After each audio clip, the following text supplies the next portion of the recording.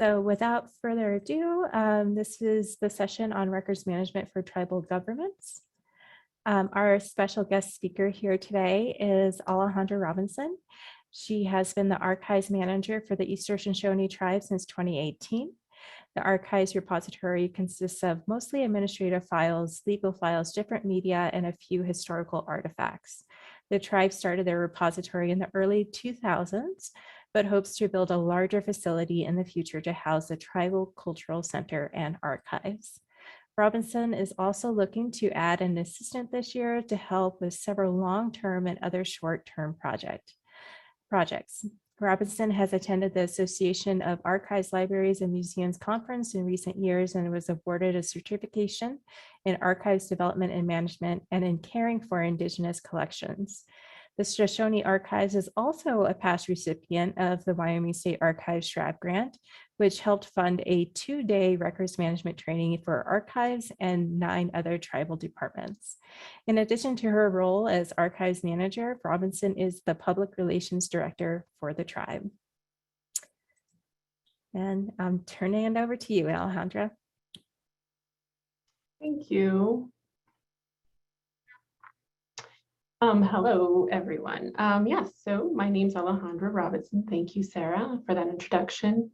I am, like she said, the archives manager. I don't call myself an archivist because I'm pretty self-taught, kind of like some comments that I saw in the chat room of people that have kind of had to just teach themselves, you know, and work through these archives and records. And so that is me for sure. My background is in public relations, and that is what I studied in college. And the archives definitely I've done a lot of training to kind of help me prepare. And so the way that came about was that the time that I was hired, both of these positions as the public relations director and the archivist for the tribe, they were vacant. And I'm not sure for exactly how long, but they were vacant. And so the tribe was really interested in filling those 2 positions. And for reasons of, budget issues or constraints, they decided to have those 2 titles under, this job description.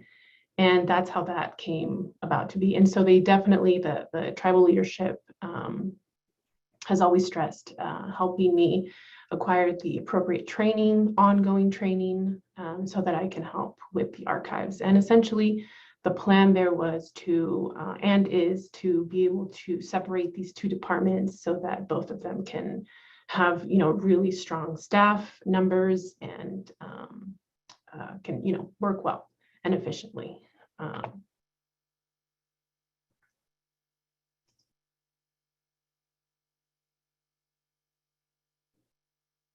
And I clicked for the next slide. Do you guys see the next slide?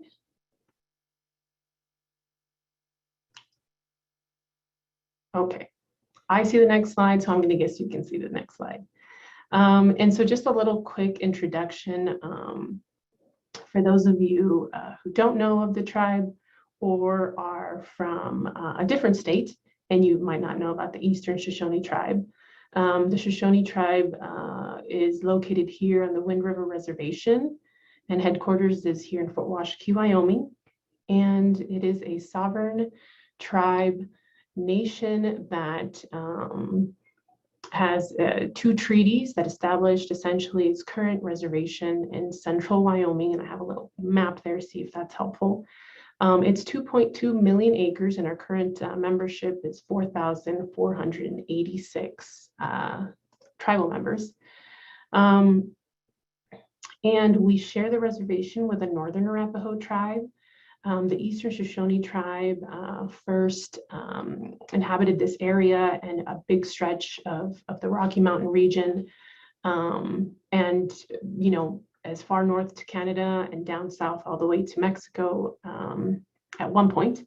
And then, as you can imagine, the tribe split in their own ways. The nations kind of split in their own directions. And so the Northern Arapaho tribe was placed on our reservation sometime after these treaties, placed by the federal government. And so this picture here is of our Shoshone Business Council. And so they are elected, 6 elected tribal members, elected by Shoshone tribal members. And they are the ones that do handle the day-to-day operations. And then the Shoshone General Council are the Shoshone tribal members of voting age, 18 and over, who together with the SBC meet several times a year to then go over and discuss and put into new laws or ordinances, other things, new things, or it could be about an array of things. And so those are the 2 governing systems for this tribe. And I kind of made a little list here of some of the things that we have. We are one of the first tribes to take over our oil and gas field, so that's pretty awesome. We have a casino, hotel, dialysis center, gas station, and so on. And we have a business park, we have an education department, we have, our HR and our finance. And so, of course, the records management of all of these departments is essential in making sure that the tribe as a whole works well, has their, all of their documentation and the records being managed.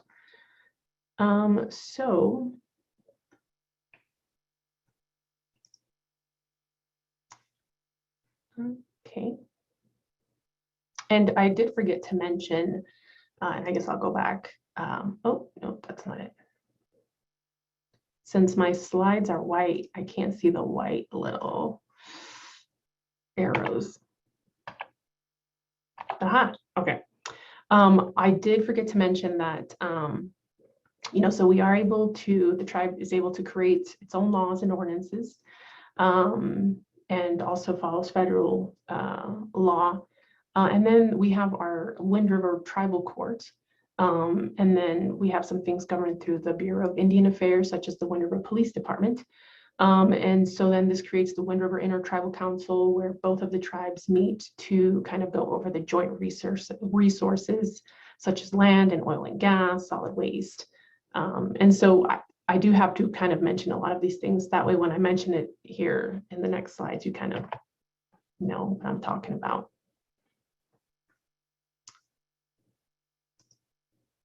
Okay, I'm going to go to the next one. So it is, so the archives department was established in 2001.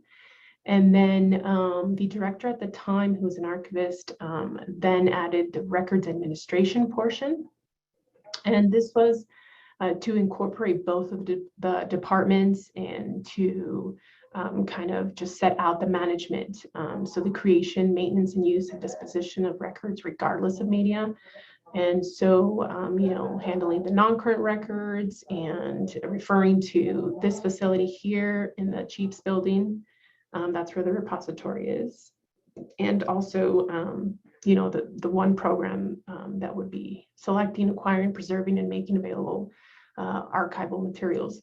And this is our mission statement. I'm not going to read it word for word, but this is definitely, I think, one of the things that I first tackled when I first started in my position here. The life cycle of tribal records is pretty much the same compared to non-tribal. So a lot of what Stephanie and Carmen kind of mentioned, we follow a lot of pretty much the same. Most departments, do have to keep and file their own records. Every department's records are saved on our server. The repository that I work with is not big enough to hold everybody's physical documents. And that is, of course, something that tribal leadership has understood from the very beginning. And so plans are underway to build a new museum and an archives facility and a cultural center so that we have more room and staff, because we definitely are very limited on space and staff. So anyways, We also have some physical documents of programs or departments that have closed, or committees that have closed, that are no longer open. So we've accepted a lot of those. And we also hold records for tribal leadership. So those 6 tribal members that are elected that you saw in that first photo. So really any council in the past that has, had a term with the Shoshone Tribe, when they leave, when they exit their term, they can leave behind about 2 boxes of physical documents, and we keep those for them for a certain number of years. Although I do understand that when I started working for here for the tribe, I was told that we have records of past council members from many, many years ago. And so I would say that we, as the tribe, do really like to keep our physical documents. We want to. It's a huge part of our history. So it is hard for us. So I'd say in our retention schedule, you see a lot of permanency anyways. And so just really quickly, we're, like I said, located here in a building that shares a post office, and the building got a little bit bigger over the years. We added a credit office that provides loans to tribal members. And we are in the process of hiring an archivist or an assistant here for this department, because although I would really like to spend a lot of my time in archives, which I absolutely have learned to love, I can't. And I definitely need the help for a lot of these long-term projects that I've kind of put together. And so definitely that is something that we plan to put out there as far as hiring another person. And it's a 200 square feet. The room itself is, temperature controlled, has 2 access points. Only authorized personnel can enter. Because of the lack of inventory and like comprehensive inventory there, research is very limited.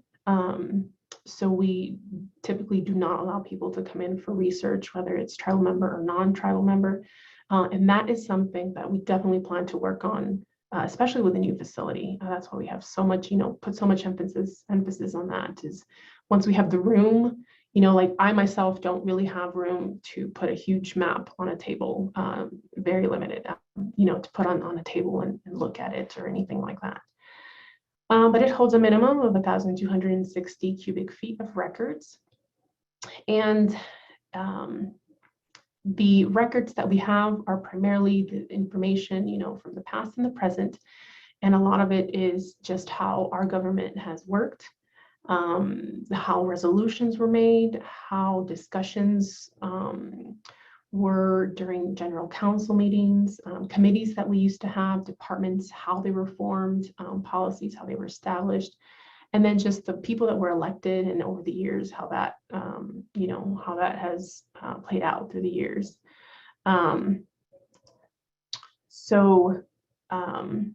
We have the retention schedule that covers the physical and the electronic records. And when I first started 5 years ago, that's probably the first thing that I revised, other than the mission statement, was the retention schedule.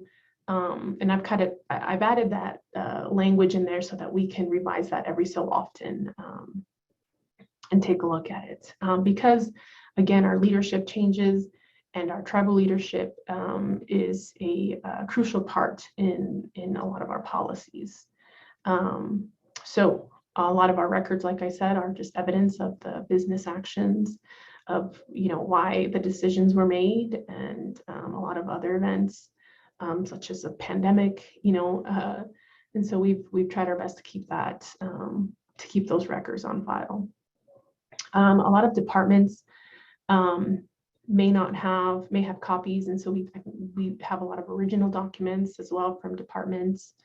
And then we have some books, newspaper, and magazine clippings. And we've decided to keep the newspaper clippings, even though people can see them at the library or at the newspaper here in Fremont County, but we've kept them just so that tribal members have easy access to it, have access to it for free.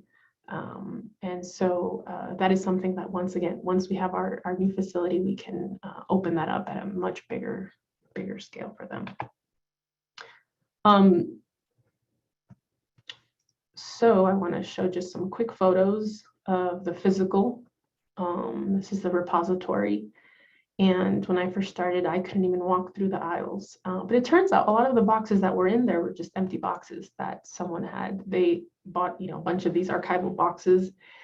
And what they did was just put them together and kind of put them there. And I thought, oh, perfect. I'm not going to have to carry huge, heavy boxes. So I just had to place them somewhere else. So as long as things weren't inside them, I put them in a different separate room that's not temperature controlled. So luckily those boxes, like I said, are empty. But anyways, I was able to clear a lot of space. There was a filing cabinet that was blocking one of the doorways, and so I moved that. There were some artifacts that needed to be in archival boxes, so I did that as soon as I could. Luckily, the person before me also had purchased a lot of archival supplies, so that was great. I got to use a lot of that, and our newspapers, you can see in the photos, the photo right here at the bottom right. And then the photo on top of that with those pink slips are legal files. And so when we had the Bighorn water case with the state of Wyoming, the attorneys at the time, our law firm, needed a space to put all these files. And at that point, we also created, the tribe created a resolution that gave the attorneys the ability to come in, go through the process, and take out some of those files when needed. But at this point in time, they're not needed and they are just stored away. Those are the physical documents there for a pretty important case that we were in.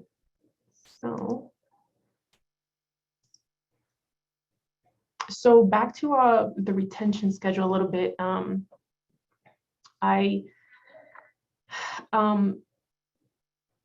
There are just a few changes that I kind of have to address every now and then. And so I, not constantly changing it, but I am reviewing it, seeing, at one point, can I do some revisions? Sometimes in general council meetings, tribal members change laws. And so sometimes I have to change language in our documents to reflect some of those changes that are made. And other things, such as when I first started, the tribe had a retention date to keep voting records for about 2 years. And I thought, voting records are really important. I've seen that. And it shows, it's obviously something part of history. The way that the Shoshone Tribe started their tribal government, it wasn't until the, mid 1900s. And so I thought we should definitely change that and keep some of those voting records for a little bit longer. And so I did things like that, kind of changes like that at the beginning. And then just recently, I started going through like digital records, oral history records, because we've partnered with the Doris Duke Foundation. They had some oral recordings of the Shoshone Tribe that they were trying to give to us. They were going to digitize everything, have everything ready for us, all the metadata, the information, put it on the website. And so just definitely had to change some language in the manual to kind of reflect things like that, projects like this. And so that's definitely something that has happened recently. And then I'm currently working on an emergency plan and the overall strategic plan, and an application for research. When I first started, I found a lot of documents that were already in the draft phase. And so it was just really me trying to research some more and try to get it implemented. And I will go to the next slide here. So as far as approval,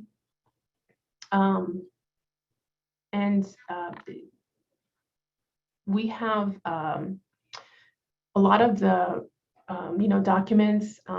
Depends on me, on the research that I do, some of the language that I put in and take out, and tribal leadership is always very welcome and encouraged to provide recommendations.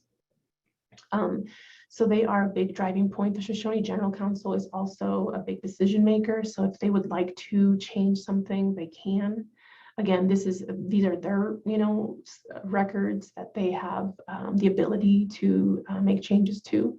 If someone does want to request information or, do some research, they submit that request to the Shoshone Business Council, and they go over that on a case-by-case basis. They go over that, they review it, and then they take my recommendation. I go over it, I let them know what I think. And the Bureau of Indian Affairs does not have any authority on our requests or records or retention schedule or anything in archives, but they can provide recommendations.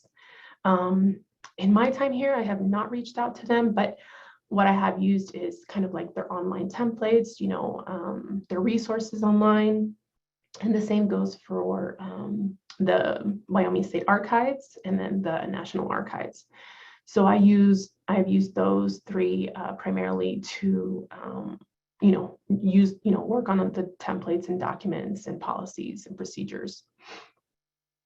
And so the SBC is also they would be the ones to approve, for instance, the new job position that I would like and a new policy. So they would be able to go over that, the retention schedule, and let me know if they think maybe, we should, change those dates or information or descriptions. There are things that are, have a special protocol, such as things that might be more traditional or cultural records, and we have tribal elders and or the SBC who can help us in that aspect. And departments that want to submit their records, they have to provide a list, descriptions, labels. We can provide the boxes, and so hopefully when we have a facility, that becomes more easy for departments to do that. And I think,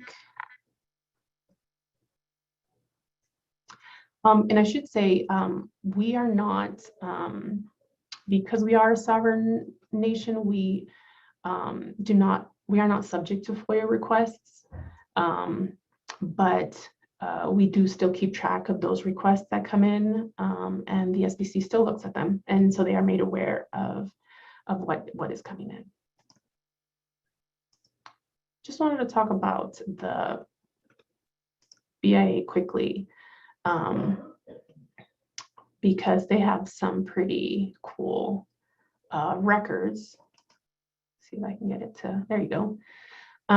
They have records from, they started record keeping in like 1869. So they have some amazing records of ours and photos, a little bit of everything really, per capita, census records, land, and they have tons of maps and engineering plans.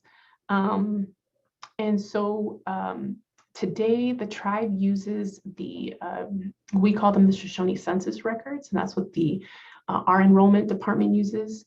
But really these are copies from the BIA. And so this helps when tribal members want to enroll into the tribe. The enrollment department has these copies and uses them to help tribal members with this enrollment process.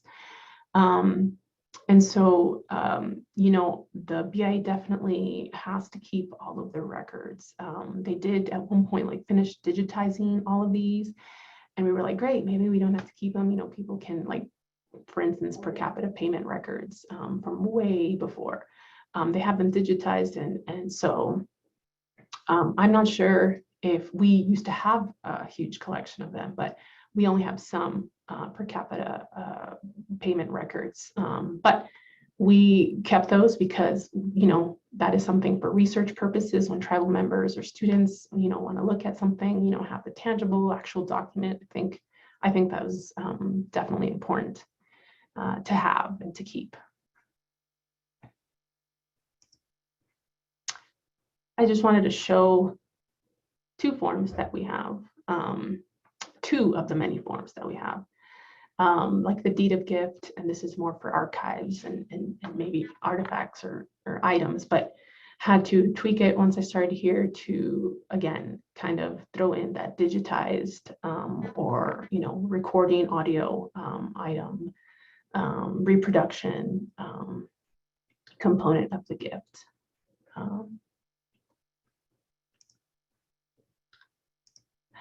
As far as software, we have looked at a couple of things, the Indus software and the Ignite, but currently our files are on a shared drive on our network server, and it doesn't require a software, but we have looked at these other ones. I think that once we have a new facility, that'll be kind of like our starting from scratch point, and this would be a really good time to address that.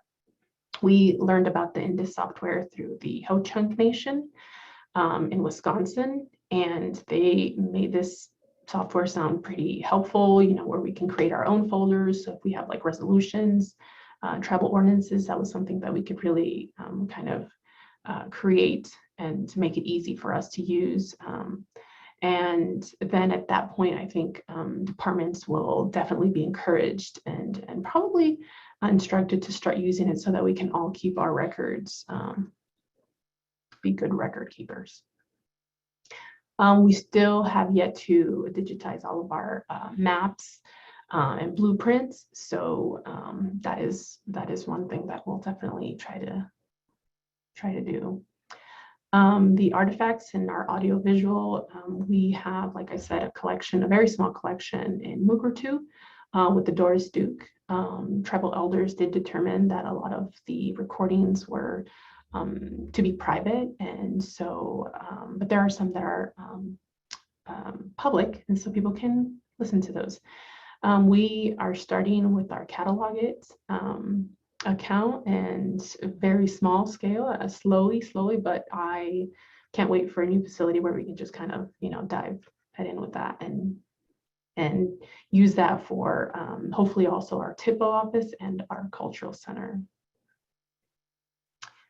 These are some pictures here of just some artifacts that we have. So like I said, we don't have very many. And these are not for display at the center. These are what we keep at the archives, I'm sorry. And so we have some really cool dolls that were created by tribal members. And then here's a box that I created with the help of the curator over at the Lander Museum. She taught me how to build this box for a headdress. The headdress was just in a plastic bag. And we created this out of archival material. We did measurements, and I scanned that paper and I said, I'm gonna keep this because there's most likely I'm gonna have to make another one of these cool boxes. Really important rather than putting it in a plastic bag. But it is a headdress that is like taken out by Shoshone elder or by veterans. They're the ones that typically use that headdress. And we do like a, checkout form to keep track of it. And then here's we have this really cool book of Wind River boarding school photos and community photos that a teacher took back when she was a teacher at the school, and she wrote a couple paragraphs of the students, of how it was to live there, the community, the good and the bad. But unfortunately, those buildings are no longer here in Fort Washakie. So that was really it. That's all I have for you. If you have any questions, if maybe you have tribal records, or if you want to put some language in your retention schedule on tribal records, or if maybe that's something that, or you have questions or concerns about some sensitive items or records, I'd be happy to also help if I can in any way. Here's just a nice photo, and I'll have my information up there. If anybody would like to also check out our other information and our social media pages.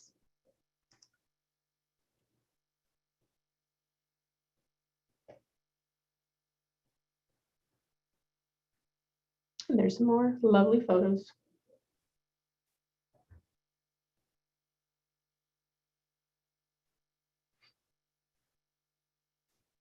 Thank you so much, Alejandra. This was really informative. We are a little bit over time, but I'd be willing to take a couple of minutes if you have any questions. Feel free to, we do have a couple of ones. Aranda Davis had asked, can you talk a little bit more about why some records are private?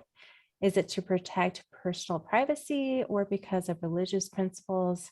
I apologize if religious isn't the best word choice. Yeah, that's it. They're just private because they're just private. I don't have a very good explanation for that, other than as a treaty tribe, that is what the tribe has chosen as you know, exercising their sovereign treaty rights. They choose to keep the records you know, closed. A lot of it is administrative personnel, you know, kind of business work, things that, you know, that they've done in the past with operations. And that's just something that they have chosen to keep private. If a department wanted to access the records, they would just have to submit a formal request to the SBC. You know, explaining the purpose for obtaining those records. And there are some religious and cultural things as well that, you know, as default just would be kept private. But again, if a tribal member wanted to access them, they definitely could. They would just have to, you know, follow the protocol. Great, thank you.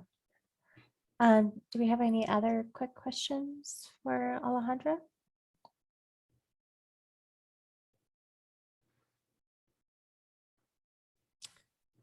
All right, if you do have a question at a later time, Alejandra did provide her contact information, and you can always email her or you can send me a message. I'd be happy to pass that information along to her.